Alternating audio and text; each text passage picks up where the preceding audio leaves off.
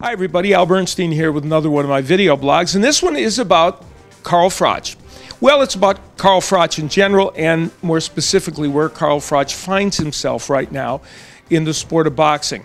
He has won 2 matches in a row against George Groves. The first one a controversial ending, the second one more emphatic, in which he did it in front of almost 80,000 fans in Wembley Stadium. It was an astonishing night for not just UK boxing, but boxing in general.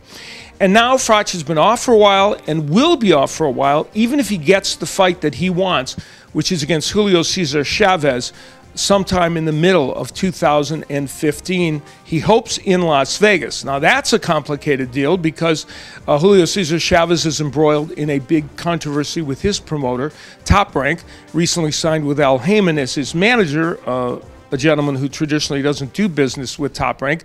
They have claimed the contract with Top Rank is over, null and void, but clearly Bob Arum and his Top Rank group don't believe that. And so there's a legal issue going on there.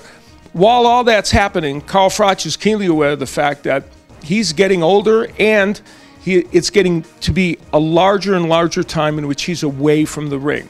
And so he has made the statement that it is likely that if he doesn't get the Julio Cesar Chavez fight in the middle of next year, he will retire. Now, I'm not one to urge fighters to retire or not to retire, but I think Carl Froch's game plan is a reasonable one.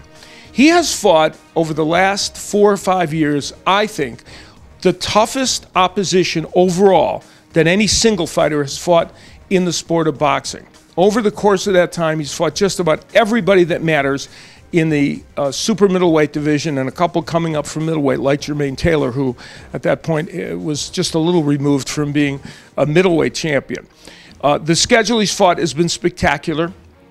He has lost twice during that period, once to Mikkel Kessler in a very close fight that he could have easily gotten the decision in, and against Andre Ward, who is, I think, universally thought of as the very best at 168 pounds, and I think thought of as one of the best ever at 168 pounds. And so Carl Froch has really comported himself extremely well during the course of that entire run.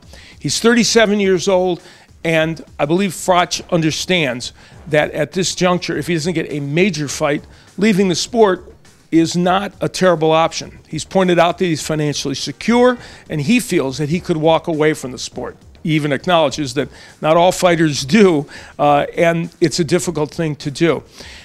I want to add one other element to this discussion about Carl Froch. He's a terrific fighter, and what he's done in the super middleweight division is extraordinary. And I believe that if he does retire 5 years from that date, I would like to see him inducted into the Boxing Hall of Fame. He would go in where just this past year, one of the other great 168-pounders, and again, a gentleman who's in the hunt for the greatest of all time, Joe Calzaghe, was put into the Hall of Fame when he was eligible the very first time. That's how much I think of the body of work that Carl Froch has done. I hope he gets his fight with Julio Cesar Chavez in the middle of this coming year. I think that would be a very interesting fight and would be one that boxing fans would relish seeing, because Chavez is a very good offensive fighter. Froch has a solid, rock-hard chin, and he is a very good offensive fighter, and I think they would create a very memorable match.